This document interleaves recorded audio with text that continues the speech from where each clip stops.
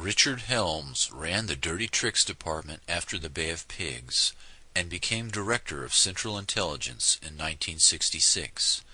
He destroyed the archive on MKUltra when he left in 1972 and successfully covered up the crimes of MKUltra.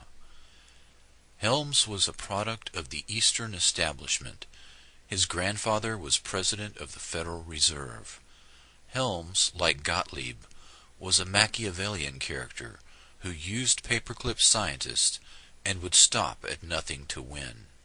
He advocated low-intensity warfare, transmitting strategic subliminal messages to the brains of enemy populations and the use of high frequencies to affect memory and the unconscious mind. In 1964, he wrote a memo to the Warren Commission where he mentions biological radio communication. Quote, "Cybernetics can be used in molding of a child's character, the inculcation of knowledge and techniques, the amassing of experience, the establishment of social behavior patterns, all functions which can be summarized as control of the growth processes of the individual." In 1953, MKUltra relied on LSD, but by the 1960s the emphasis had changed to biological radio communication. MKUltra had 149 sub-projects that encompassed nearly every aspect of human behavior and social science. In the 1977 Senate hearings, former CIA Director Admiral Stansfield Turner stated that the program took place at 80 institutions, including 44 universities, 15 private companies, 12 hospitals, and 3 prisons. MKUltra Subproject 119 was the foundation of all non-lethal weapons programs currently active and included a summary of 5 areas, one of which is entitled Techniques of Activation of the Human Organism by Remote Electronic Means.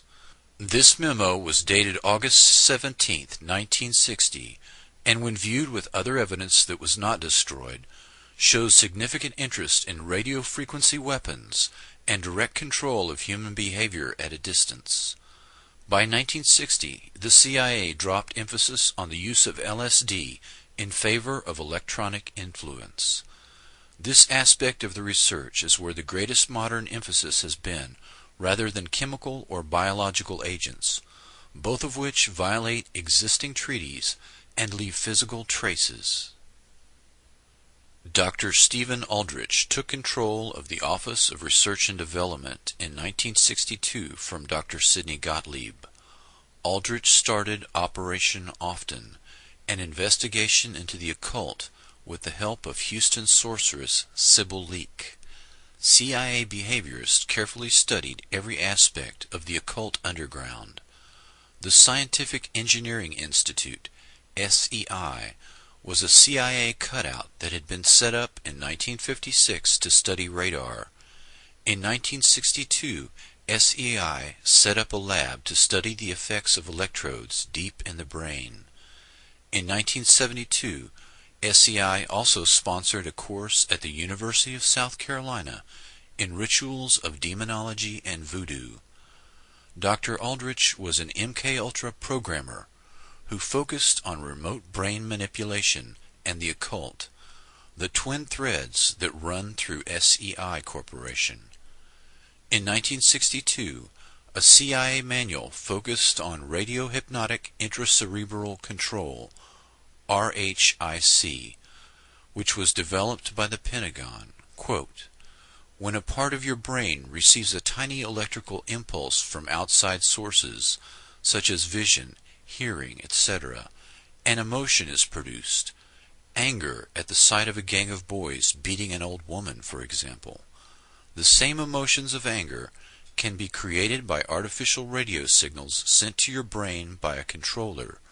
You could instantly feel the same white-hot anger without any apparent reason." Unquote. Another term, electronic dissolution of memory, EDOM, refers to the ability to erase memory at a distance.